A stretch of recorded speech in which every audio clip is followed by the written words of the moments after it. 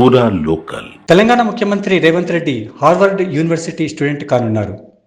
Harvard యూనివర్సిటీలోని Kennedy school of government నిర్వహించే నాయకత్వం 21వ శతాబ్దం అనే కోర్సులో ముఖ్యమంత్రి రేవంత్ రెడ్డి ప్రవేశం పొందారు.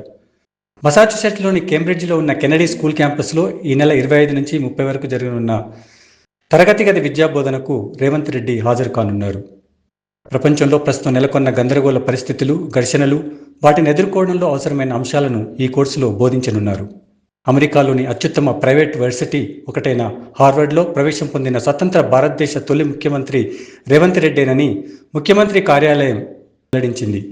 5 ఖండాల పరిధిలోని 20 దేశాల నుంచి అభ్యర్థులు ఈ కోర్సులో చేరినట్టు తెలిపింది. సీఎం రేవంత్ తరగతులకు హాజరై అసైన్మెంట్లు, హోంవర్క్తో పాటు ఇతర విద్యార్థులతో కలిసి గ్రూప్ ప్రాజెక్టులను పూర్తి చేయనున్నట్టు ఈ ప్రకటనలో పేర్కొన్నారు. ప్రొఫెసర్ టిమ్ ఓబ్రియన్ ఈ కోర్సుకు అధ్యక్షుడిగా, ప్రొఫెసర్ కెరెన్ మెరిసే కోర్సు డైరెక్టర్గా వ్యవహరించనున్నారు.